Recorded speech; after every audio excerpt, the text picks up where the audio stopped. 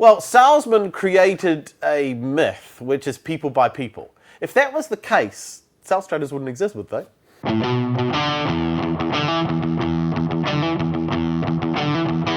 Welcome to this week's Escape Your Limits podcast. And this week we're going to talk about one of my favorite subjects, and that's sales.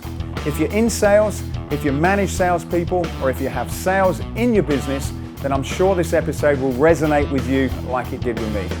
So please get ready to be entertained and educated by the UK's most hated salesperson, Benjamin Dennehy.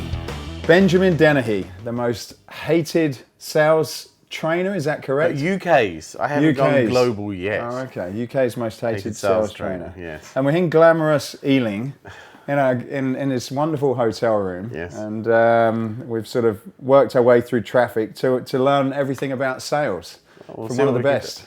We'll see what we can do. I'm all right. Better people, I'm sure, out there. Yeah. Well, look. Tell us a little bit about your background, Benjamin. You know, just to kind of let people understand you're the real deal and how you become the sort of most hated sales trainer in England. Right. So my background is I'm from New Zealand, from a town called Nelson, which is top of the South Island, little town. And after school, I went to university purely to avoid getting a job because I didn't know what I wanted to do. But I was smart enough to know I had no skills that were employable. So I went to university. I ended up reading law and history. Graduated, and then I went on to complete my training to be a barrister. So the plan was to be a criminal defence barrister. It's the one area of law nobody really wants to go into. It's the least paid, and you deal with the worst people, which to me was appealing because it meant it would be a lot of fun and quite challenging, and it meant you'd probably be able to be quite creative with the arguments because you're dealing with very interesting facts on a case-by-case basis. So that was the plan. But I decided before I started, I'd go hitchhiking around New Zealand. That was the thought. So I thought I'll sell everything I own, I'll go hitchhiking, and then I'll crack on.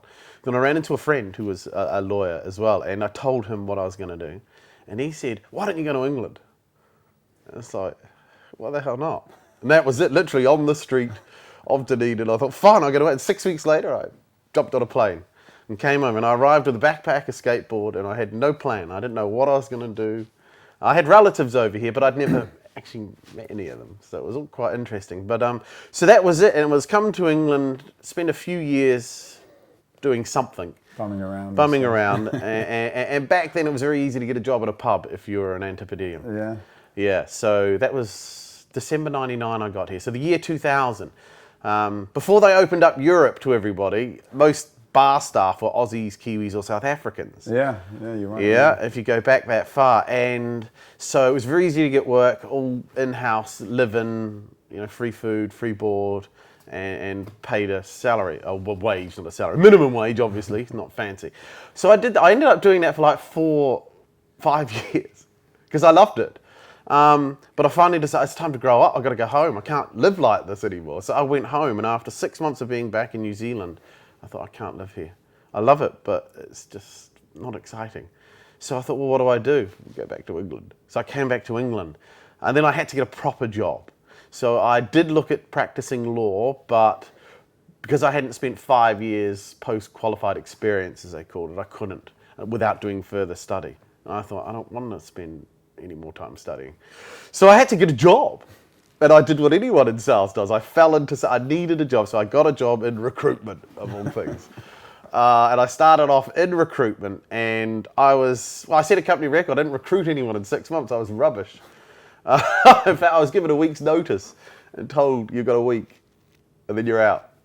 And I remember going to the pub at lunchtime, this was on a Friday, thinking, what am I going to do? I have no skills. What am I going to do if I lose this job? So I went back in, and for the whole week, I just hit the phones prospecting. And I ended up setting up a lot of appointments. And they didn't give me my review the following week. They cancelled it for some reason. They said, we'll talk to you next Friday. And the manager said, just keep doing what you've done this week. So then I spent the next week hitting the phones, and I set up more appointments. And so what they said to me was, Benjamin, we're not going to fire you. We're going to give you a new job. Okay, what's that? We just want you to set up appointments for recruitment consultants, not go on them, because you're terrible in front of people. So, all right, I'll do that. And they said, yeah, so your job is purely set appointments. So that's how I fell into lead generation. And bizarrely, I ended up getting poached by a company that specialised in lead generation because a former recruiter met with them and said, I know a guy who's great on the phone. So I then moved to Holborn, started working in the City of London, and my job was to set appointments with I worked for advertising agencies, setting appointments with like marketing directors, brand directors. And that was an eye-opener for me. I knew nothing about marketing or advertising. I'd never worked in the world, never wanted to work in it. And my job was to set these appointments, and I was quite good at it, and I was getting regular appointments. And after 18 months of working for this company, I thought, why am I working for this guy? Why don't I just go find my own advertising agencies and offer exactly the same service? So that's what I did. So that's how I became self-employed.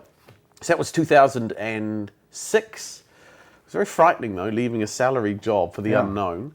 But I've never looked back, and I found my own advertising agencies and offered them a better service. Instead of being an outsourced call centre guy, I said, well, I'll work in your office for 8 days a month. So 2 days a week, you can hear me, you can see me, you know what I'm doing, and I can charge them less than what these bigger companies are making, but if I get 2 or 3 of these, I'm making more money than I was making. So everyone won. Mm-hmm. So I did that for maybe 8 years, and I started going on the meetings to see what these guys did, because I would set up meetings with all these great brands, but not a lot of business. And that's when I realized nobody really knew how to sell. And they'd all do the same thing. They'd turn up, get out a laptop, they'd have a creds presentation, talk them through it, some questions back and forth, everybody got along. And then nothing. They either walked out with it's really good to meet you, got nothing now, but we'll keep you in mind, or we do have something for you to look at. Would you mind taking a look at this brief? The brief is what they wanted. But then I realized the brief was an excuse to go away and work for free. What do you mean by that? So they'd say, this is what we want to do, go away and see if you can come up with some ideas in a campaign. And they'd do that all for free. So they'd work their guts off to tell us how we could fix your problem for free. And it seemed crazy. But that's how it's done. And I couldn't argue with anyone because Benjamin, I've been in advertising for 20 years. This is the way it's done. I said, I know, but it seems wrong. So it was at that moment I thought, I'm going to pursue how do people sell? And I got introduced to a really great sales trainer called Marcus, and he taught me a lot. And then I did a lot of reading, and I started applying the stuff that people say you should do. What I realized is it all comes down to habits, behaviors, and beliefs, just like anything in life. But you also need to have a process that you can follow that you're comfortable with. And I also discovered why people buy things, which I'd never known. And in fact, to this day, if you ask the average salesperson, why do people buy? What's the process a human being goes through to buy? They look at you blankly because they don't know. So how can you be in sales? It's like asking a lawyer, how does the High Court work? And he's been working in it for 5 years and he says, you know what? I don't actually know. I just turn up and stuff happens. Hopefully it works. Hopefully it works, and I'm pretty good at it. So once I discovered why people buy, then I realized all you got to do is figure out how to get them to do that. How do you move? People buy emotionally and justify intellectually. That's it. It's that simple. So how do you get someone emotional and then get them to intellectually justify why they should act on that emotion? That's all selling is. And with I've sort of listened to your stuff and heard similar things. Would you say that still applies in a big corporation where there's, I suppose you've got a few people there and it's difficult to kind of have that emotional reason why to do it? Do you think it all applies? No one buys anything unless there's an emotion. So I always use this example. The toothpaste you have in your bathroom is a clear indicator. You've either got the pump or a tube. Why? I have the pump because I hate the tube. It pisses me off. It annoys me. So I deliberately get less toothpaste but pay more for a pump. Now that's completely irrational. But because I don't want to start every day being pissed off, I spend money on something. Which I get. But say for example, you're a purchasing manager and you've got you've got millions in terms of your remit. Yeah. Would me as a purchasing manager, would I still be doing that emotionally? Yes, then? your emotion's different now. What's driving it? What does a purchasing manager want? Well, I guess job security, progression. Job security. So the better they are at getting better deals by getting the right product at the better price, the more. So their selfish self-interest drives their decision making. Got it. If this purchase will make me look good, then I'm more likely to buy the one that won't make me look good, but that's better. Yeah, so the argument is so it's the same with the Secretary of Defense. When he buys an aircraft carrier, he doesn't care about the defense of the realm. What he thinks is, if I get this right, I could be Prime Minister. So everything's driven by an emotion. I don't know what the emotion is, because the prospect won't tell me that until I get them to fess up. Why are you really doing this? If I know that, I may be able to help you. If I don't, I could try and sell you a solution that you don't really want. If this is purely to satisfy your ego and you want a website that does that, then we'll build one that does that. But if you tell me it's because you want to attract new employees, I'm going to build one designed to attract employees, but it won't maybe satisfy the ego. And then you're going to say, no, that's not what I want. So you've got to tell me why. I don't care what the reason is. It could be spite. I just want to buy this. So I bought a new, this is a true example. We all get phone calls from people selling telephone services, right? And you just normally hang up on them. Like, oh, wait. I was on the phone one morning and I was on 2 prospecting calls, and both of them, the signal had screwed up. And so the 2 calls died, and once you lose someone, I don't often take your call again. So I was pissed off. So that afternoon, some young lad phones me up from some telecoms provider. And he says, I'm calling, and normally you say, no, sorry. I said, no, I'll hear you out. What do you got? So he talked to me about the packages, and he said, we'll give you this. And I said, I'll tell you what, I said, I'm in. I'm going to do it. And you could hear he was excited. I go, yeah. And I go, but before we move forward, I said, do you have any idea why I'm buying from you? He goes, well, because we're going to give you 10 megs of data a month. You're going to be paying less than what you're currently paying, and whatever the other add-on was. I said, no. It's got nothing to do with any of that. I said, the reason I'm buying is because I'm pissed off at my current provider whose signal cut out on me. From this moment on, they're not getting any more of my money. I have no idea if you're going to be better or worse. I don't know. I also don't need 10 megs. I've never used 10 megs of data in my life. I don't need it. I'll take it. And you discounted far too soon, because I was actually willing to pay the first rate, because I don't want to give my money to these other buggers. I said, that's why you bought it. It's got nothing to do with anything you've offered me. And this is a problem. Salespeople think it's all features and benefits. And no, my emotion was spite and frustration. So I changed phone suppliers in the moment. So what would that person should have done if they were trying to actually... Well, if you're trying to sell anything, you've got to tap into what could be the emotional drivers of your prospect at any given moment in time. So we draw up prospect lists, right? And we say, these companies with this turnover, with this type of product or whatever, they're likely to suffer from one of these things at some point. I don't know when they're going to be suffering from, I just know they are. So I use an example. Imagine you're a GP who's got to tout for business. So you specialize in the flu, and you have to prospect. So you pick up the phone and you phone people up and say, look, I typically get appointments with people, they have runny noses, they're feeling lethargic, and their body temperature is higher than what it could be. Do you have any of those? And if they say no, you don't have an argument with them. Say, well, you should. It's like, no. Do you know what? You're a human being. It's winter. At some point, you will experience that. I'll phone you back in 3 weeks or 4 weeks. Or the person says, well, I actually do have a runny nose, and I must admit I have been feeling lethargic. That's okay. Well, maybe we should talk a bit more, and then find out if it's worth coming in and seeing me. So the purpose of selling is to identify what is it that I fix and how does it manifest itself in my prospect's world, and talk about that, not talk about me. Right, okay. And that's hard, because the average salesman, if you say, what is it that you fixed and how is your prospect talking about it, they get very blank, and they can only feed the stock phrases that they're used to saying. I go, but your prospects don't use those words.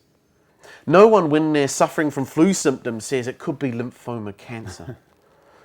So how do I phrase what I sell, put in my prospect's world? And you mentioned, just to jump in there, you mentioned prospects. You know, in my experience, it seems to be something that in general salespeople are not keen on doing. You're obviously doing this. This is your career. What's your view on prospecting? Are salespeople doing it? Are they good at it? If not, what are some of the things that they do wrong when they're prospecting? The problem with most prospecting is people don't know what to say, and they choke up. And again, it goes back to basic behavioural training as children. And I see, again, I've learned all this stuff. And one thing I learned is there were certain rules that we were taught as children which interfere with our ability to act and behave like grown-ups. So for instance, one of the first rules you were taught as a kid is never talk to strangers. No one ever told you that rule doesn't apply as a grown-up. So psychiatrists call it scripted behavior. You now have a script that goes over and over and over in your head that has never been told it doesn't apply. So you're told not to talk to strangers. You're then told it's rude to interrupt. No one tells you that doesn't apply as an adult. Yeah, and then you're taught that if you're asked a question, you have to answer, because you've been programmed your whole life to answer a question. So then you get a job in sales and you get a list of busy, important people who are going to ask you questions. Oh, and now you have to interrupt and then they're a stranger. So psychologically, this fear paralyzes them. So when they finally get through, most salesmen, I guarantee, when they're picking up the phone, most people are thinking, please don't answer. Please don't answer. Please don't answer. That's what's going through their head. And then the guy answers, and then there's almost a shock. You see them startled, and so they have no control. So when I pick up the phone, my attitude is, the guy's going to answer. If he has problems I can fix, he better be bloody happy I've taken the time to phone him today. And all I want to do is find out, does he have any of these pain symptoms? If he doesn't have any of them, I'm moving on. I'm not going to get into a fight. I'm not going to get upset. I'm not going to argue with a guy who doesn't have flu symptoms that he has the flu. That's time zapping energy. I'm going to look for the guy that says, actually, I recognize that. So prospecting is often in these sort of like boiler rooms, and they just phone up. And they try to make out that it's not a sales call, which pisses people. From the moment you engage with someone, you lie to them.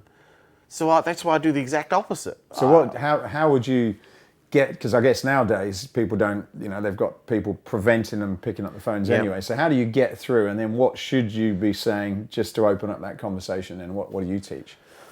Well, because of my world, and every company's different, but most people should be phoning at the top.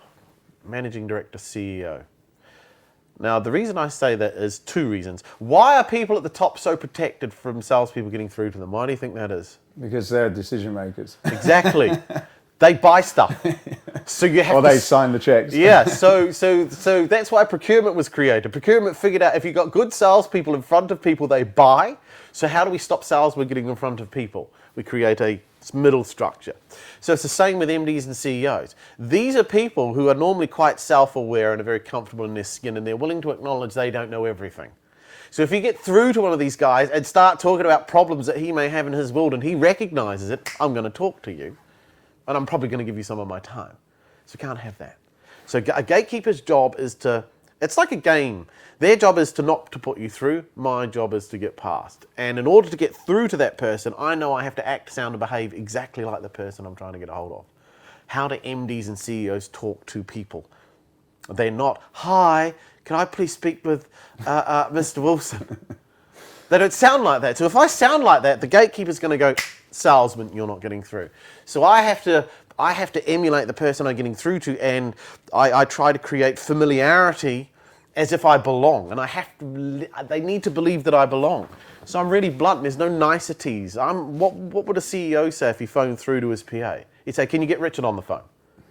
He would say, hi, how are you? Could you please get Richard on the phone? So I speak like that. So as soon as they answer, there's no nicety, there's no hello, there's no hi, there's nothing I was taught as a kid, because remember Mum and Dad taught me how to use the phone. So I scrap Mum and Dad's rules, and I go straight in as a grown-up would. And I say, Richard's not in, is he? And now they have to give an answer because it's a question. So their mum will be saying, oh, you better answer the man, he sounds important. And they'll say yes or no. It's predictable. And if they say yes, I cut them off and say, great, tell him it's Benjamin, thanks. Now, in that split second, she has to decide, do I fight with this guy or does he sound like he should be there? And all I need is enough I'm just going to ask my boss to make this decision. That's all I need. He may answer, he may not. But that's getting past the gatekeeper. I don't want the gatekeeper to make the decision on whether or not my call's taken. Now, sometimes it'll come back and they'll say, well, what's the call regarding? I say, I don't know. See, that confuses them. What do you mean you don't? I have no idea. I've just got his name and number on a bit of paper, which is true because I've written it down. It says call Richard on blah, blah. Is it? Yeah, can you find out why I'm calling? Okay, hold on. And then the second bite he may answer. And good, that's all I want. I've got through to the guy. Now I've got him, and now I'm upfront and honest. I say, look, I'm going to be upfront with you, Richard. This is a sales call.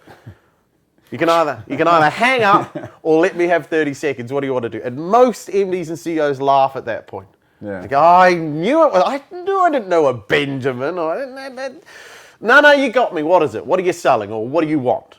Now, again, depending on the human being and what mood you've got them in, the response will vary. Mm-hmm. If someone's having a pretty shitty morning and you do that, they're going to be a bit rude. But I don't take it on the chin. I've said you can hang up. If he hangs up, I move on. Mm-hmm. I don't sit there thinking, what could I have done better? I did my job. I got through to him. He said, I don't want to talk to you. That's his right. Mm-hmm. So you can't beat yourself up. But salesmen beat themselves up because for some reason, if everyone in the world must want to talk to them. Yeah, that's right. No, they don't. I'm looking for the 2 that say, yeah, I'll talk to you, because those 2 will meet. The other 8 out of 10 will say, I'm not interested. Fine, that's your right. Doesn't upset me. And that's the mindset. It's not getting everyone to say yes, it's getting the right people to say yes. I want the 8 to say no to say no. Mm. And then on that call then, were you, so you mentioned before about asking questions, so where will you go from there then? Is it a long call? Is it a quick? No. A good sales call probably lasts about, 8 minutes. Right. And again, so you have to ask people, what's the purpose of the call? And you ask most salesmen, they say, it's to sell something. No, it's not. Or then they say, it's to get an appointment. No, it's not. The purpose of a call is to find out, does this person recognize symptoms of a problem that I can fix? And does he actually want to explore whether or not he should fix it? So we're starting off intellectually. Because when I first phone him, it's going to be an intellectual conversation. How do I move him from intellect to emotion on a call? Yeah. That's all I got to do. And so then my job is just to ask questions which slowly move them from intellect to emotion. Just like a lawyer, when he's cross-examining a witness, he knows exactly where he's taking the witness. He doesn't ask a question he doesn't know the answer to, because he knows what they're going to say, because the next question is predicated on that, and he slowly leads them to the cliff edge and lets them just fall off, And it's the same with the salesman. My job is to get this person who's intellectually framed of mind to start telling me, well, actually, no, it is an issue, and we have tried to fix it, and that hasn't actually worked, and it has cost me money. It is impacting the business, and it kind of annoys me. If I get him to say all those things, and then say, well, have you given up trying to fix this? And he says, no. Why would he not meet? That's it. The call's very simple. What I love is they often get to the end of the call and then they finally, and you know you've done it well when they say, I'm sorry, I didn't catch your name or where you're calling from. Mm-hmm. And at that precise moment, the first time that ever happens to you, you realize how irrelevant a salesman is. Because all a human being, what's the number one thing people love talking about? Themselves. Themselves, as I'm doing now. So all you have to do is get a human being talking about themselves and they won't shut up. But you've got to do it in a way that doesn't upset them. And so most people ask questions in a way that it feels like a cross-examination, and that gets their back up. Mm-hmm. But if you develop the skill on asking questions in a way that's soft and nurturing and comfortable, they'll tell you anything. Mm. That's the skill. But most salesmen use a sledgehammer approach, whereas I go in with a feather duster. And to sort of explain the difference between the two, like what would be an example of the sledgehammer and the feather duster then? So how long has this been happening? That's a sledgehammer approach. It's a good question. I can ask exactly the same question, but then I'd say, okay, look, do you mind if I ask you an uncomfortable question? Yeah, sure. How long has this been happening? Or when did you first recognize this was a problem? Do you mind sharing? Completely different. Mm-hmm. And so the difference between a good salesman and a great salesman is the same as the difference between a good actor and a great actor. It's not the lines, it's the delivery. Mm-hmm. It's all in the delivery. So in order to be good at sales, you have to master the art of how do I act. I'm talking to people that I wouldn't want to spend any time with in the real world, but I have to phone you because that's my job. So I need to then create a character that's able to empathize with you in a way that's going to make you feel comfortable to open up to me, to get you emotional so that you'll talk to me. But I have to fake that to start with because I don't care. Yeah. But over time, that practicing of learning how to do that, it ceases to become an act and becomes your style. And that's like all behavior. When you first start riding a bike, it's unnatural and it's not you. But the more you practice it, the more and more balance is gone, and then you're jumping off cliffs and dropping, and it's your style. But no one says he's still faking being able to cycle. So no, I've just got good at it, that it's now become a part of who I am. So learning how to ask questions in a way that doesn't upset people and make them feel uncomfortable is a real skill. So psychiatrists learn how to do it. Yeah, lawyers learn how to ask questions. Doctors, yeah, and you can spot good doctors from bad doctors. One doctor has no personality and he makes you feel uncomfortable. The other, he's so nice. He makes you feel. That's the difference. It's got nothing to do with their education, their training, their knowledge, or their ability. It's the manner in which they express themselves. Now, I know you've spoken about, I've listened to your stuff on YouTube where you talk about, salespeople in general think that they buy because they buy from them because they like them. Yeah. What's your views and experience about that? Well, salesmen created a myth, which is people buy people. If that was the case, sales traders wouldn't exist, would they? Because if people buy people, then why do you need sales traders? Because people are selling to people. There should be no issue. What they miss out is a key word. It's people buy people like them. So 2 guys in pinstripe suits are likely to do business. A guy in a Hawaiian shirt, pinstripe, probably not. Yeah, because the way I'm going to act, behave, and talk is going to rub you up the wrong way. So if I get in front of a finance director, I know I have to behave completely differently from an MD because they view the world very differently. The finance director's very detailed, fact and figure orientated, very reserved. An MD's blue sky, energetic, passionate. He doesn't care so much about the detail. He's the, let's make it happen. And this is the guy that says, I'm not sure if we can make it. Well, I'm sure we can make it happen. Well, let me go away and do the numbers. Well, whatever, we're going to make it work. So that's why there's like a marriage. And so you can't be a bean counter in front of an MD and be the passionate blue sky thinker in front of the finance director. So you have to know your audience. You have to give them the character that they need. So that's all learning about personality types, and it's learning how to engage them. And the problem with this, most salespeople is because they have a naturally outgoing personality. That's why they're drawn to it. It's funny, people who need social acceptance go into a job where there's high rejection. It's fascinating, isn't it? Yeah, and then they're depressed and miserable, and yeah, but this is what they want, because they need the drama in their life. Because when they're told they're shit, they get to feel miserable and moan, and people feel sorry for them and tell them how, no, you really are good, you're great, you're just having a bad run. And then when they sell, they're all, yay, look at me, aren't I awesome? So they're up and down this bloody roller coaster. And that's not how you should be. So what they tend to do is they only remember the people that bought from them. They forget the 80% of people that said no. Those 80% they dismiss, wrong time, wrong product, but all these excuses. But the ones that bought, it normally comes down to because it was someone very similar in personality to them. And that person bought from them. They say, well, I kind of like you. So that's where the people buy people. Mm-hmm. Yeah, and that's why you don't have to like someone to buy from them. And I use it all the time. Do you have to like your lawyer to trust they'll do a good job? Do you have to like your surgeon to trust that they're going to do a good job? So you don't have to like someone, you've got to trust them. But if you're setting out to be liked, you're going to behave differently. Someone who wants to be trusted behaves differently from someone who wants to be liked. Mm-hmm. Someone who wants to be trusted is willing to challenge and upset. Someone who wants to be liked will hold back and do whatever you want to please you. One is a loser, one isn't. Yeah, and most salespeople need to be liked. All right, that's interesting. Yeah. So when you're recruiting salespeople, then, what should you be looking for? Because I guess you hear about this a lot, where it's, people, as you say, people buy from people, and you need to kind of get to know them and develop those relationships. But I like the thing you said. It's like, well, look, at the end of the day, you want a lawyer. You don't like him, but you want him, someone who's going to get the job done. Do I have to wine and dine a solicitor before I decide to give them the business? No. What I got is I go in there and I sit in there, and by the end of the first meeting, I think, man, that guy really knows his stuff. And he asked all the right. I'm confident he can help me. Yeah, he was a bit of a prick. I mean, I must admit, I wouldn't want to have a beer with him, but I think he knows what he's doing. That's what I want, and that's exactly what I'll be like when I meet someone to sell to. Now, I'm not saying go out of your way to be a dick. What I'm saying is if you're going out to be liked, you're going to behave like someone who wants to be liked. If you're going out to be trusted, you'll behave like someone who's going to be trusted. So when it comes to hiring salespeople, well, the problem we have when it comes to hiring is we hire for the wrong reasons. See, most people who hire salespeople don't know what to look for.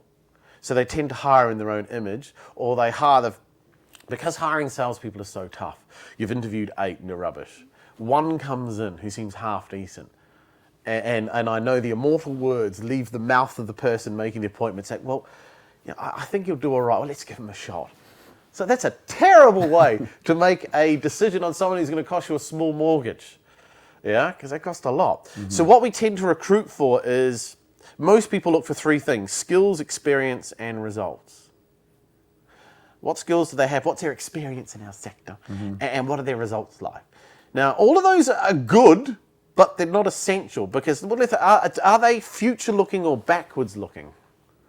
They're all backwards looking. Well, what in terms of what? Yeah. So the skills you have are the skills you have. It doesn't Okay. tell me what you're going to do in the future. It just tells me where you've come from. Your experience doesn't tell me where you're going. It just tells me where you come from. And your results doesn't mean you're going to replicate them. And often results. Well, how do I know that was down to you 100%? Yeah. So they're backwards looking. So they're not predictors of success. Mm-hmm. They can't predict success. They can only say he was good up to now. I need to know what you're going to be like going forward. So if we recruit for those things, where we're shooting ourselves in the foot. But they interview well, they come across well.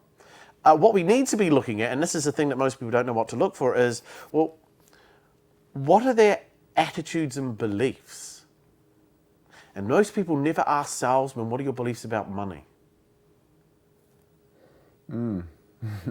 Yeah? Do you have to work hard for it? Or does it grow on trees? Should you save for a rainy day? How much is a lot of money to you? What do you consider to be a lot of money? And they go, no, seriously. What's the biggest item you've ever sold? 50,000. Well, these bits of kit are $500,000. How are you going to be able to do that? At what point is your mum going to say, well, that's very expensive? And at what point, yeah? So I need to know what are their beliefs about the salesman's role. And so I just come back on money then. Yeah. So why is it important to know like what they believe on is about money and what's a lot of money? Is that to see whether they're comfortable in talking about money? price and money? Salespeople are, believe it or not, uncomfortable talking about money, because again, it goes back to childhood. What were most of us taught when it came to talking about money? Oh, you don't talk about it. Exactly. You ask someone how much they get paid, you see that look of fear go across someone's eyes. The reason is because people think what they get paid is what their worth is as a human being. So everybody lies about what they earn because they don't want to admit it. They don't want to, so you got a 23-year-old insurance salesman talking to a 52-year-old guy about life insurance. He says, so how much do you earn? Yeah, I can't tell this 23-year-old punk that I'm only on 35, so I'll say 43. And then he comes back with a policy designed on 43 and I can't afford it. So then I make some cockable excuse as to why I can't go forwards, yeah? So if they have poor money concepts, they're going to struggle to sell. And most of us do. We were taught not to talk about money. It's rude to talk about money. You can't ask how much something... Imagine as a kid, if someone got a new bike and you say, how much did it cost? Your mum would say, you can't ask that.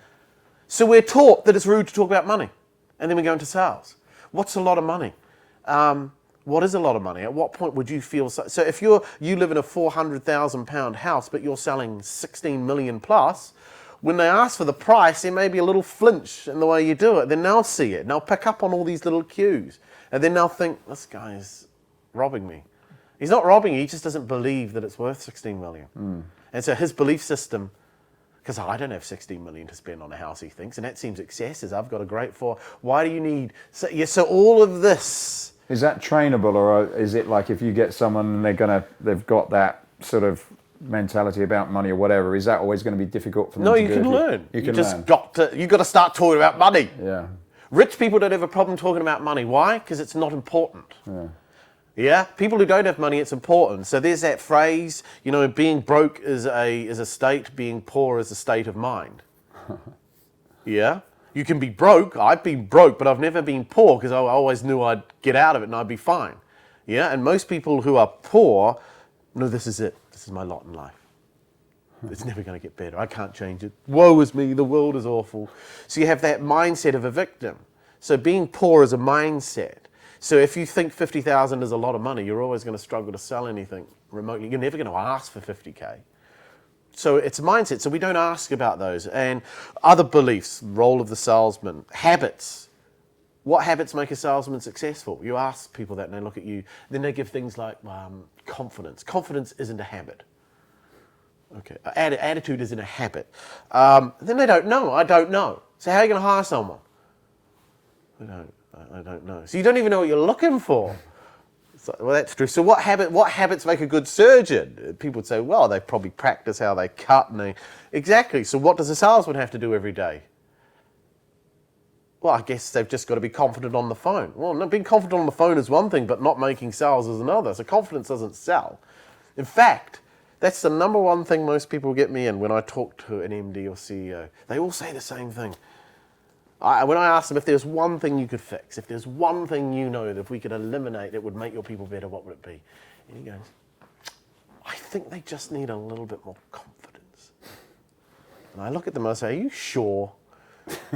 He says, yes. I go, why? He goes, well, when you hear them on the phone, they sound a little timid. They struggle to push through. I go, really? So you're telling me, and I point at one of the sales guys out in the office, are you telling me if I took that guy now, we went down to the pub, he'd struggle to talk to people? He said, no, he'd be fine. I go, so does he have a confidence problem then? Oh, no. So why would we work on confidence? What do you think the real problem is? Because I don't know then. If it's not confidence, well, that's why you're going to hire me. I know what it is. And I'll tell you what, it's beliefs. He believes when he picks up the phone that the person on the other end's better than him. Oh. He believes that person's in control. He believes the person with the money calls all the shots. His beliefs determine, he believes that this guy's got to like me to buy from me. So these beliefs determine how he behaves. So he becomes subservient. He becomes pleasing. He becomes weak because he doesn't want to upset anyone. That's got nothing to do with confidence. That's the problem. He has a shitty belief system. So how do we hire for the right beliefs? We have to ask better questions around beliefs. Right. So in terms of, so if there was a couple of takeaways then in terms of recruiting. Yeah. Ability, like the price and money. Money concept, money beliefs, what they know about money, money. What their daily habits and behaviors are like. So ask them really tough questions like, talk me through the last 5 sales you lost and what is it you specifically did that caused that and how have you changed as a result? And they'll look at you like a guppy fish. Yeah, because I can't answer that. Well, it wasn't my fault. Of course not. It was Brexit. That's why they didn't buy, but they went with a competitor. So if they can't identify, so the other one is cognitive ability, the ability to learn, the ability to adapt and learn new things. So if you've got in front of 10 prospects and none of them are bought from you, you can't blame the leads. Something you're doing is not working. Either you're in front of the wrong people, which means you've qualified badly, or you are getting in front of people and you're pissing them off and they don't want to buy from you, or you're just failing to figure out what it is that they want and they don't believe you can help them. Something you're doing. It's not, you can't fail at being a prospect. No, that's right. Can you? No. So you got to ask them, what are you doing? So if they can't learn from mistakes, they're probably no good. And another good question is, talk me through the last 5 wins you had. What is it that you did that got it over the line?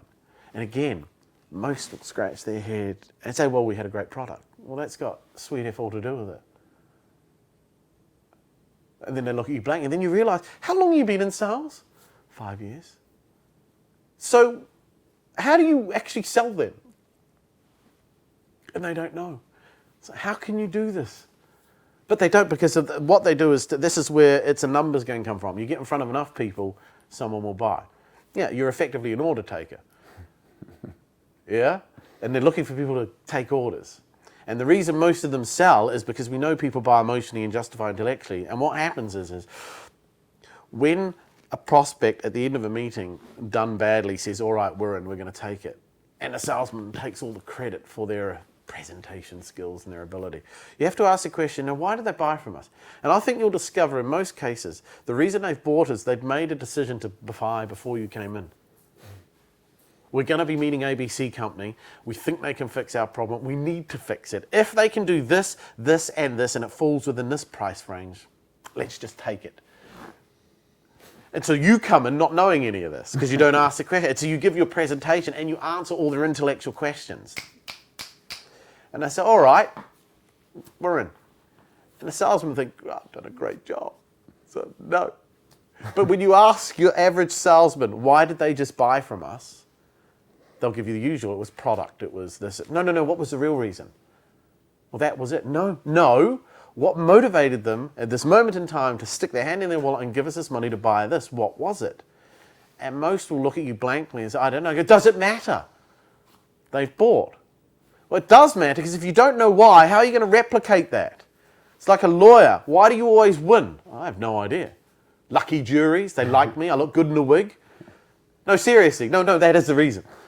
No, I'll tell you why I won, because I knew from the very beginning all we had to do was challenge this piece of evidence. And if I could challenge that, and if I could get that bit of evidence knocked out, the rest of the case would collapse. And so that was the whole strategy. I knew exactly where I was going the whole time. And you mentioned that like a lot of MDs, CEOs are kind of retaining salespeople because of the fear, because they don't fully understand what you're saying. Yeah. And they're keeping people that maybe they're performing, maybe and they're not, but they're afraid to lose them. Is that what you So again, I nick a lot from law. There's a concept in law when it comes to sentencing an offender. And say you've been convicted, say, of armed robbery, and there's a raid, so you can get life for armed robbery. But there's always a starting point. The starting point says 10 years. So if you're convicted, the starting point for the judge is you're going to get 10 years. And then the defense will argue mitigation, and the prosecution will argue aggravation. And then the judge has a range, and it's saying, well, I can't go below 7, but I certainly can't go beyond 15. So then the two are in a competition. My job as a defense lawyer is to get as near to 7 as I can. The prosecution wants to get near to 15. Now, if the prosecution gets 20, they'll be annoyed because they'll lose on appeal. So that's not good. So I want to get 14, and then it'll get to the point where the other side will say, well, it's no point appealing because it was within the range. Same with the defense. I want to get near to 7. But if I got 5, the other side's going to appeal, and then on appeal, they tend to get higher than what the minimum would have been. So you're probably not getting 9 years. The principles go the least sentence consistent with justice. Right. That's what it's known as, right? So that's what salespeople do. They do the least amount of work consistent with results. And what they do is they do just enough to make them unsackable. And I get in front of so many MDs and CEOs, and they say, I know they could be doing so much more. I go, fire them. I can't. Why? Well, they do bring in, you see, don't you think they know that? So I don't have to get any better, because what are you going to do? Fire me? You can't, because I sit on all these accounts and I bring in X amount of business. If you lose that, you may lose some of them. And it's harder to win new business than extract from existing. So they get, they do make money for the company, and then fine, don't invest in them. Yeah, but I want to. See, and they hate it because they're stuck. And they say to me, you know what, Benjamin, I wish they were just like me. When I first started out, I was hitting the phones and I was out there. I said, but that's why you own a company and they work for it. And they go, well, that's true. So you have to make some tough decisions. And I said, when people work with me, people do quit, because you have to change. It's not enough to do enough anymore. If you are serious about sales, which most salespeople aren't, by the way. Remember, I'd say 98% of people in sales are there by default, not design. Nobody chose selling. They fell into it. And you ask anybody, they fell into it. So if you fell into it, and deep down you don't really, really, really want to be there, are you going to really get very good at it? Yeah, if I was told I had to go out and play golf every day, and I don't want to be a golfer, but it said that's what you can do for the rest of your life, would I try to get really good at it? No, unless at some point I'm on the field 5 years in and think, sod this. If I'm going to spend the rest of my life, I should at least learn how to do it really well, learn how to do every stroke properly, learn how to have the right mindset whenever I'm doing a stroke. Most salespeople don't do that because they're waiting for the true dream job to come along. But most salesmen are, I stole this from someone, they're stuck in a rut. And a rut is merely the coffins with the ends kicked out. Right. Yeah? So what should I guess some sort of business leader or manager or whatever do in those situations? Well, you have to figure out. One of the first questions I ask an MD or CEO if they get me in is, have any of your salespeople come to you and said, boss, I need help. I know I could do better, but I'm not better, and I know it's my fault. And they all look at me, no. I said, why are you going to invest in them then? If they don't recognize they need help, Why would you spend your money on them? And they go, well, that's a good point. And the other rule is, I will only work with a business if they get the salespeople to pay towards the training. It's a condition. Because I don't want to work with a room full of hostages. We're not going to be with each other long enough to develop Stockholm Syndrome. So if they're not committed, then what's the point? So most people desire to make more money, but they're not committed to doing what it takes. Just like most people desire to lose weight and look better, but they're not committed. So what's the gym look like on the 2nd? Because this is an exercise platform. What does the gym look like on the 3rd of January? Well, it's busy. Heaving. Yeah. What's it look like on the 4th, 15th, 16th of February? Half full. Some that started are still there, but the other 80%, it was dark, it was rainy, I couldn't be asked. And so the behavior stops. I still want to look good. I've got the desire, but I'm just not committed to doing what it takes. It's the same with salespeople. They all desire to get better, but they're not committed. So when a company gets me in, they have to, I give them a specific structure to ask. Say, look, what do you think? Do you like what Benjamin does? Yes. Do you want to spend more time with him? Yes. If we do this, are you 100% committed? Yes. Are you sure? Yes. Okay, we'll do it on one condition, you pay for it. And then you suddenly see all the yeses go, and then at that moment, you're separating those with desire from those with the desire and commitment. And it's horrible because some MDs of phone members they all said no. That's a problem. It's like, now you don't have a sales problem, you've now got a recruitment issue. Because you can't keep this team. Right. They've just said to you, I don't want to get better. And this is the problem we have. And salespeople know this. They know it. Unless you're really bad, you won't get sacked. Is that, do you see a lot of companies, do you see generally the quality of salespeople and then is here in England is generally quite low then, do you think? Well, no, there are great salespeople, there are average salespeople. The problem is most all have the same belief system because we're all raised the same way. So I will say to any company MD, close your eyes and listen to them on the phone. Just listen to them, close your eyes and listen. Do you hear children or do you hear grown-ups? And they all sound like kids, don't they? Yeah, they're very pleady, they're very biggy, or they're aggressive, which is rude. So they've either got an angry kid or they've got a docile kid. There's no grown-up or adult. And I go, no. And I go, listening to that, you're an MD, you're the type of people they want to be talking to. Would you meet with them? No, not based on the way they're talking. So we've got to get them to stop acting like children. Yeah? So anyone can do that if they want to. But it means changing how you think, how you behave, and what you believe. And belief follows behavior, not the other way around. So you can't will yourself thin. I can't think I'm going to be thin, I will be thin, I am thin, I will be thin, and do nothing. Yeah. You've got to do the behavior. So what happens is if you do the behavior, the belief will actually catch up and it will become a new attitude. So if you go to the gym, even though you know, well, I don't want to do this, I can't, I hate it, but you keep doing it, after a few weeks, the mindset, I quite enjoy this, it's now part of my routine. I've got it into my pattern of doing things. I actually get annoyed when I miss it now. So one of the things you say in sales situations is this questioning and not necessarily answering the question. Yeah. So when I guess we do a lot of these kind of speed dating type of conferences, and first thing that happens is I suppose the buyer will be asking you questions, and then you're then on the back foot. It's all about control. Okay. And the buyer expects salespeople to act a certain way because they have the belief, which the salesman also believes, is that the man with the money makes the rules. So that's what everyone's thinking. So the guy with the money knows he's in control, and the guy opposite him knows he's in control. So he acts like the guy with the money's in control. When I get in front of someone, my attitude is, you may have money, but you also have the problem. And if I have the solution to your problem, but I choose not to sell to you, who's in the poo now? So the mindset is you may have money, but I don't need your money. Yeah, one thing, and you think to yourself, I ask anyone, if you were a billionaire just doing what you do for the sheer joy, you don't need the money, it's fun, you love what you sell, you're an evangelist. I say, would you put up with half the crap your prospects put you through? And everyone says no. So the only reason you're doing it now is because of this money belief. You've got to eliminate money from the process.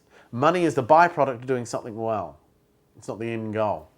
And the reason why salespeople fail is because they're attached to the outcome. And I learned this, it's from the Buddhists. Do you know what the root of all misery is? No, it's a bad salesperson. The root of all misery is attachment. Okay, yeah. Isn't it? Yeah. If you're miserable or upset, it means you can identify something in your life you're holding on to. Mm-hmm. If you let it go, the misery goes with it. Yeah. So if we're attached to the outcome, we're probably going to lose more than we win. And we've got this emotional roller coaster. So don't be attached. I don't care if you buy from me. What I'm here to do is figure out, do you have a problem I can fix? Do you want to fix it? And can you afford me? If we figure that out, then maybe we'll work together. But I'm not worried about you selling. And that's the beauty of the buyer's process. You don't even need to have any money to get someone to act like an idiot. I've just got to promise you that I may at some point find some. It doesn't even have to be real. I don't have to have it sitting on a table like the Dragon's Den in front of me. Say, this could be yours. It literally is, maybe if I like what I'll see, I'll find the money. Oh, all right, sir, I'll do whatever you want. It's quite pathetic when you look at it objectively. And so that's a belief system. So if you get in front of a prospect and you believe they're in control, you're going to lose. They have choice, don't get me wrong. They could buy from supplier A, B, or C. But they still have a problem and they still want to fix their problem. And ultimately, they'll give the money to the person they most deep down believe can fix their problem and can help them identify it better than anyone else. So salespeople don't ask the right questions, or if they do ask questions, they ask them in a very blunt and annoying manner. And they don't know where they're going. And this is why sales meetings and phone calls drift and go nowhere. Because it's like, where are you going?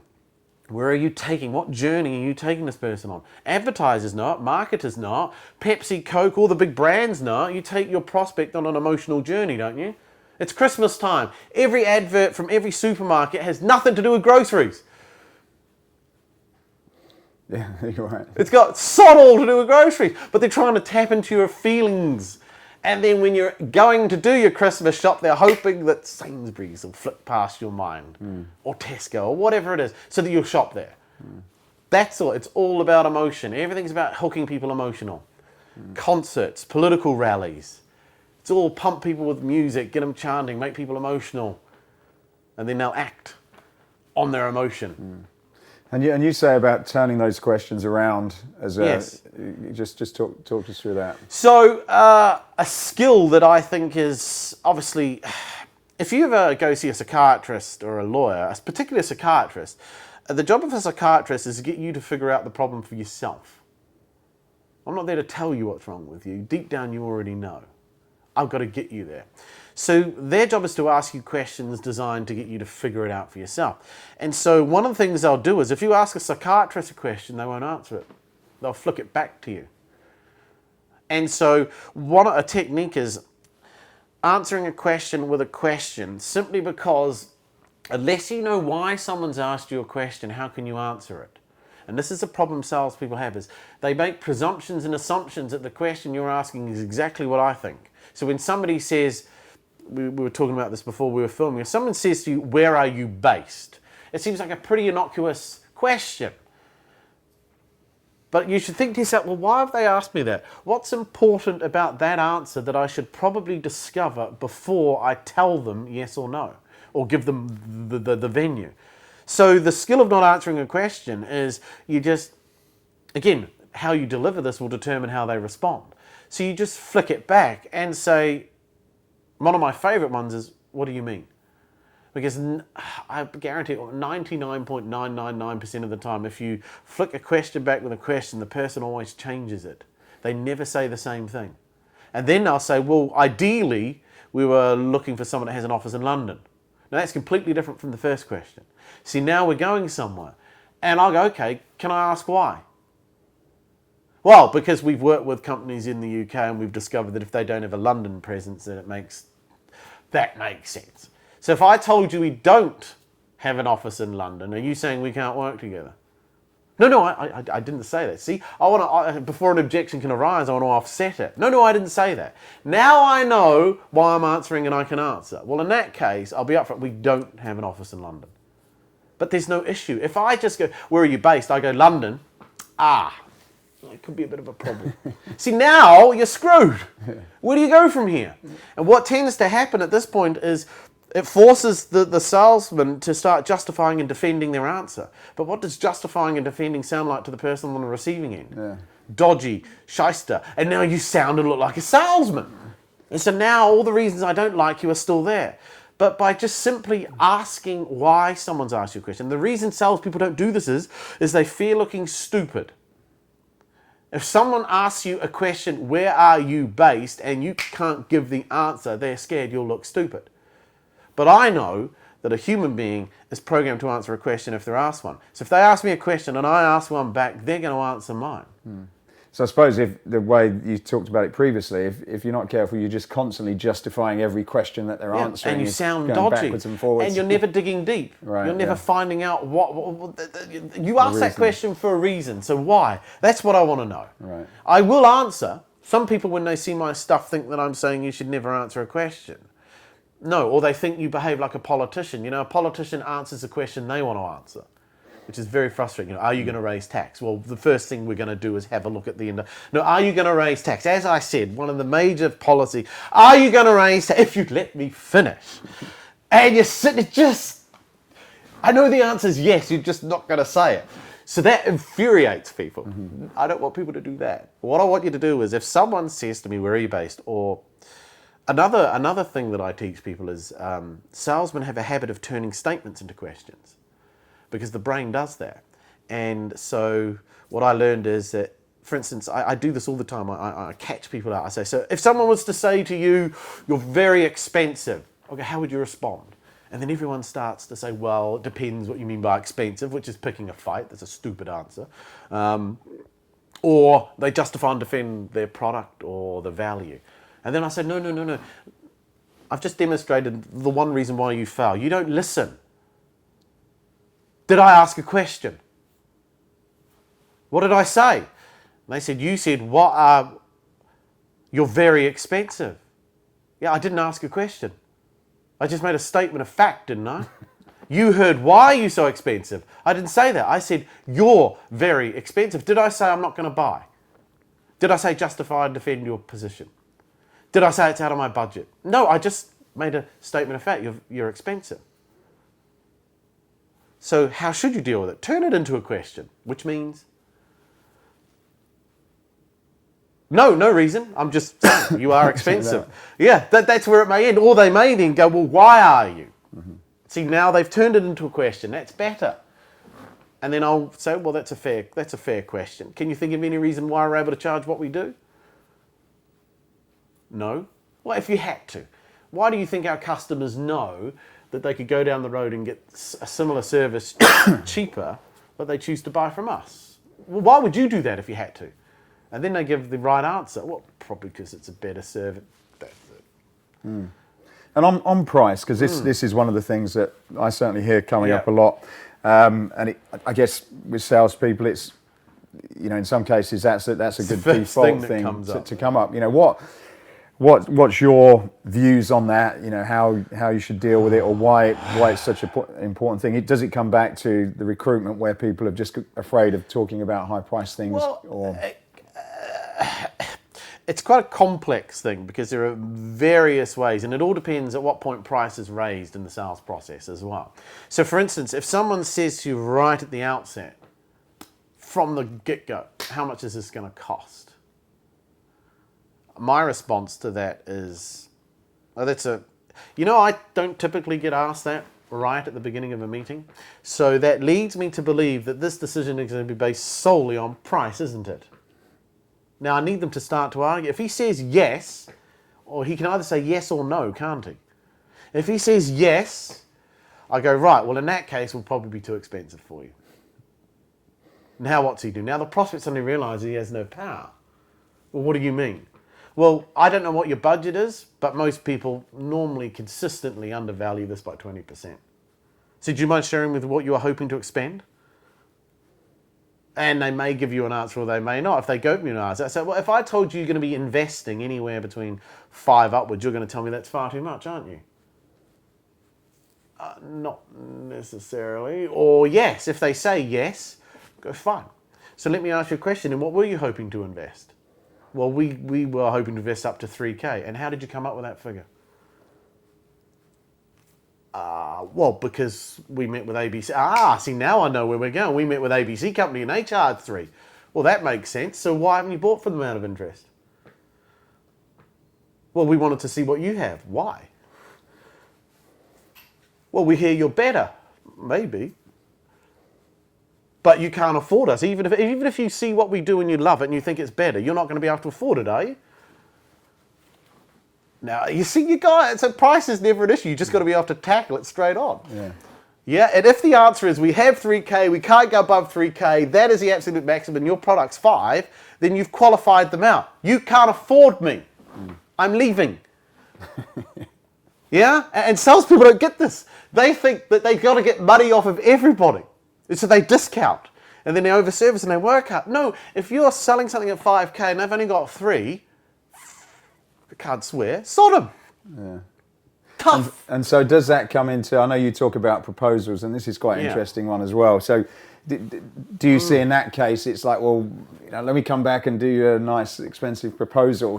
Does that kind of play into that as well then? Yeah, well, you shouldn't do proposals unless you've got a clear commitment what they're going to do once you've done it. And all my clients eventually learn how to sell them because I teach them how to sell the proposal. Because ultimately that's what most prospects, they want that document. And there are 4 things they can do with that document. 1 is nothing. They can sit on it. 2, they could take it to market. 3, they could try and do it internally in-house. Or 4, no, there's 5 then. 4, they could hire someone. They could create a job spec based on what you've told them. Or 5, give it to you. So you've got a 1 in 5 chance that if you do a proposal for someone, it's going to come back. So those odds are against you. So why would you do that? And then the prospect will say, well, I need it to make a decision. You go, fine. It'll cost you X amount. And I won't go into too much detail on how to do it because that's what people pay for. Yeah. But once you work out how you get someone to realize that paying for that document is in their best interest, they tend to. And what you also discover is what happens to the close rate on people that have paid for a proposal? Yeah. Why would I take it to someone else? Yeah? But this means you'll start doing less proposals, which scares salesmen because they need to look busy. They'd rather look busy, but they'd rather be non-productive and busy than productive and busy. And because what happens is if they're busy and non-productive, it means they don't have to prospect. And one thing every salesman hates doing is prospecting. Every problem in a company in sales can often be led back to a lack of prospecting. Yeah?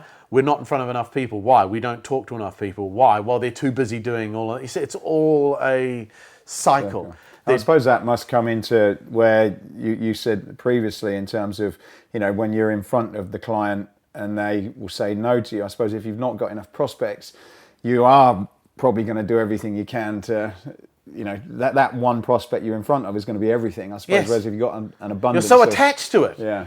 Yeah, and so one of the reasons, I think one of the only original things I've come up with in selling is someone said to me, why do you prospect? And I said, the only reason to prospect is choice.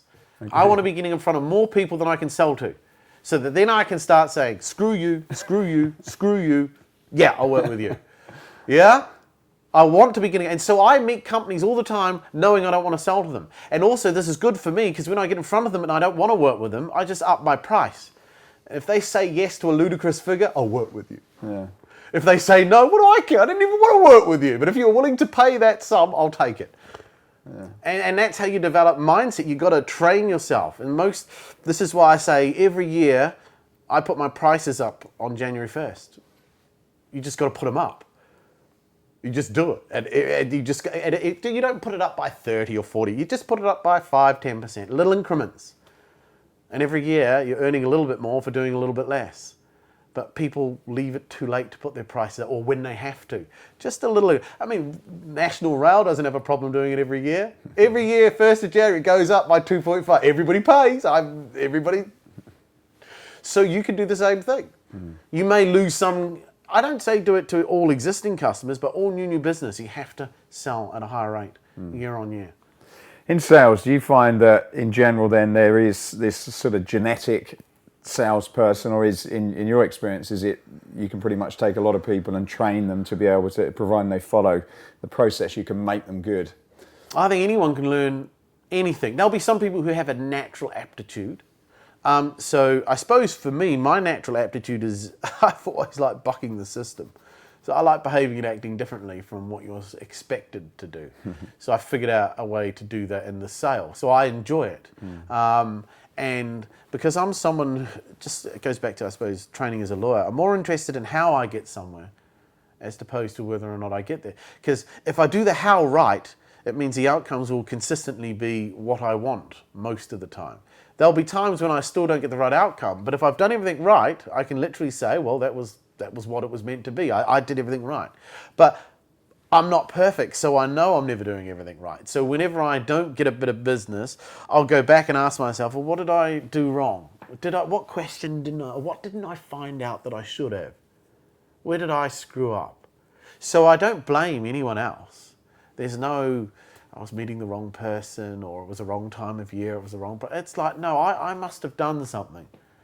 Or I qualified out. We figured out they do have a problem, but they can't afford it. Or they don't have a problem, but they could afford it. Doesn't really matter, yeah? Or they have a decision-making process I don't want to be a part of. I don't want to go to a tender and a pretty dog and pony show. If they say tender, I'll say, no, I can't be bothered. Really? Yeah, because tenders are rigged. They know who's going to win. The purpose of a tender is to give the allure of transparency and objectivity. But at the end of the day... Is that generally your experience, is that? Yeah, tenders are bogus. Requests for proposals, someone's written the tender. And it's usually the person who's in cahoots with the guy that created the tender. They normally know who they want to win. We want to go with IBM, but we have to get Oracle and Xerox in. We have to go through the charade. Yeah, and IBM wins. You're a close second though. Yeah, so they're mainly bogus. And so tenders are designed to get you to give you the information for free as well. And people, you've got to be in it to win it. You know, all these lines, you've got to be in it to win it, and it's a numbers game. They're all slogans created by the lottery. Yeah.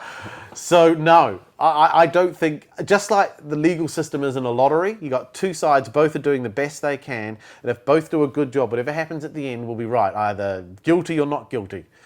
Yeah. The outcome, we may not like it, but I'm confident that it's right. Sales is the same. As long as you do everything right up to the point they have to put their hand into their pocket. If you do that right, whatever happens is probably going to be right. If you get that wrong, fix it, tweak it, make it better. That's being a professional. It's not turning up and winging it. And most salesmen pride themselves on winging it and just turning up and gift of the gab and blagging and blah, blah. That works a percentage of the time. But the brain only focuses on that which it wants to focus on. And it always finds evidence to justify what it wants to believe. So if you believe blagging works, you've got all the evidence in the world to justify it. But you forget the 8 and 10 that didn't buy, but you've dismissed them.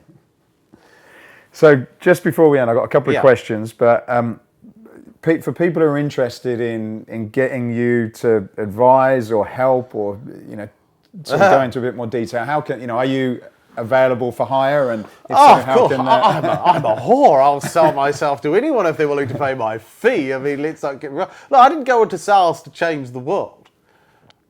No one sets up a business, well, some do, but they're called charities. A business is to make money. So I'm in this to make money, get really good at it, and have a lot of fun. So yeah, I give speeches. So the easiest place to find me is either on YouTube, where I put my videos, or LinkedIn. I do other social media, but no, other people do it for me, but I don't really care for it. LinkedIn or YouTube. I do have a website, but it's a brochure to take card payments. It's not, but I had some guy say, you've got a really bad website. And it's kind of put me off wanting to buy from you. I said, well, you're not hiring a web designer. Well, what the hell? Yeah. So, so the website is uksmosthatedSalesTrainer.com. But yeah, it's nothing fancy. But if you want me, reach out on LinkedIn is usually the best way. And I try to respond to everyone. Yeah. You're not just the UK that you do. I'll go stuff anywhere. In America and, yeah. I've got a client in the United States. I do some work with them. I've been asked to go to Australia to do a boot camp, so I'm looking at organising that one for 2020. But no, if you have problems that I can fix and you genuinely want to fix them and you've got the right people who want to change, then they'll probably figure out how we can work together. But if you're just looking for a refresher, well, no, I'm the wrong guy. I use this all the time when someone says to me, my guys just need a refresher. It's like, yeah, have you ever needed a refresher for walking? No, yeah, because you do it every day. So if someone needs a refresher, it means they're not doing anything. So they don't even have a sales skill. You can't refresh good behavior. Very good. So one of the questions that I see comes up a lot, and I guess one of the mistakes I may or may not see happening is that you get a good person who's good at sales. Should they naturally become the manager of the sales team, or not? And why is that then? Because they're two different skill sets. Okay. Managing people and selling, they're two different skill sets. Now, you may naturally have them, and you can develop them. Like any skill, you can learn it. I'd be a pretty crappy manager. So I don't think I'd want to be a sales manager. But yeah, so quite often in a company, they take the best salesman and promote them. And what tends to happen is they lose a good salesman and get a bad manager. And also one of the biggest problems that you see in a lot of companies is the sales manager also has a sales target. So which thing do you think he's going to focus on the most? The sales target. Because that's going to be the most important, because that's going to be the thing you're going to be measuring them by. All sales managers should not have sales targets. Their job, I learned this from a good friend, a sales manager has two jobs: hire the right people and get the best out of them. That's all their job is. Hire people with the right beliefs, habits and attitudes, cognitive ability to learn, and invest the time in getting them good at what they do. That's all you do. Yeah, you shouldn't be selling. Yeah, because that's the sales team. You're the sales manager. Get the best out of your people, coach them, train them, get into their head, find out what's preventing them from achieving more. That's your job. So yes, don't just promote a good salesman. Do they actually have natural management leadership ability? And do you find, because I certainly do, that salespeople being ambitious and driven, which you kind of get as skills that certainly we have, and I've seen it a lot, they want to progress, and I suppose as a individual that is seen as a development, as a next step. So they want to get out of sales, notice. You see that? Progression in sales is to leave it. Yeah, so this goes back to the fact that most people don't want to be there. Right. Okay. Yeah, if you're a good salesman, why would you ever leave? It's the easiest job in the world. I love what I do, and I like teaching people, but I do. So if you've got someone who wants to sort of progress themselves, is they're probably not the right person to be in sales. They don't want to be in sales anymore. Just admit, I don't want to do sales anymore. I'd like to help people do sales, and I'd like to teach them what I know, but be honest about it. I said, but you know what? I want to hang my boots up. I don't want to have the pressure of coming in every day and doing this. That's more honest, and I think, okay, that's fair. As long as you can teach what you did to those guys, then you're a good manager. But if you can't pass on anything to them, then why would I do that? So that's if you believe you can teach people what you do, then do. That's no problem, but admit, I don't want to be in sales. I'm in sales and training. So everything I teach, I do, and everything I do, I teach. So I get to do, it's quite full circle for me. So I guess it really, keeping someone in the sales role when they want that progression and it's clear is you probably need to think, have you actually got the right person or recruiting the right person for that sales role? Demonstrate to me that you can pass on what you do. Yeah. It's not enough to just put it down to luck and a bit of blagging.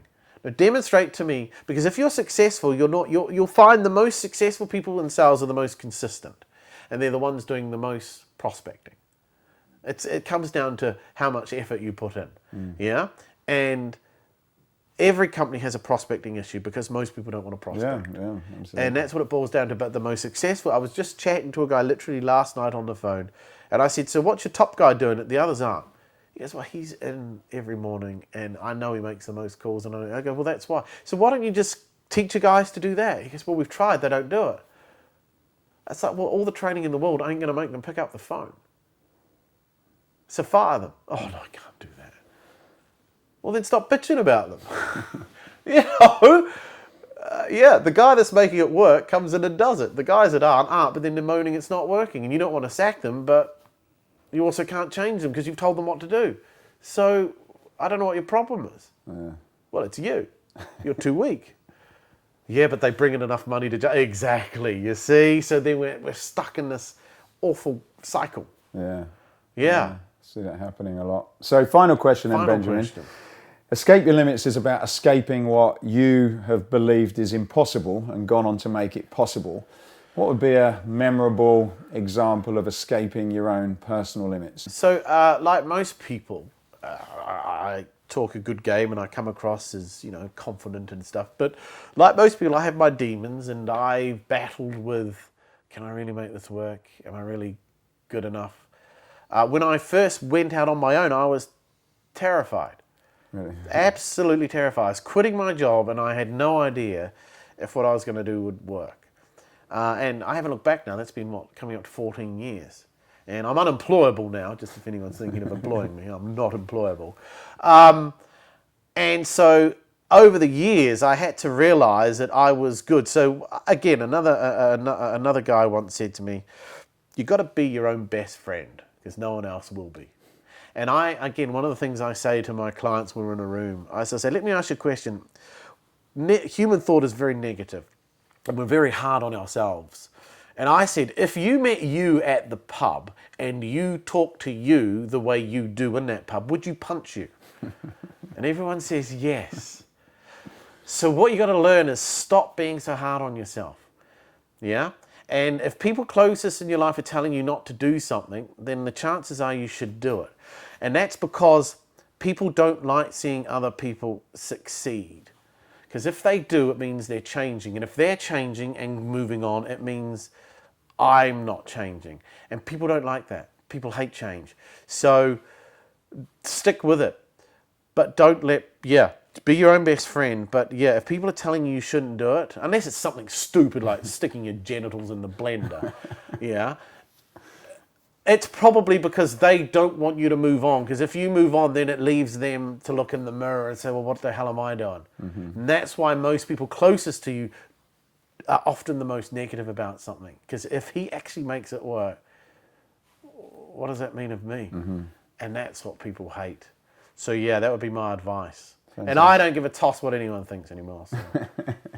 Fantastic. Well, Benjamin, there's a huge amount of value in there. I've certainly learnt a lot. I'd recommend checking out Benjamin's YouTube channel. Product placement. And the cups. Are you selling the caps as well? Sell the caps and the hat, just for a bit of fun. And the braces. And no, not yet. I should get some branded braces. Yeah, so I definitely recommend checking if you're hiring sales or in sales, and some brilliant value there. So thank you very much for taking the time. Thank you for best wishes. coming all this way.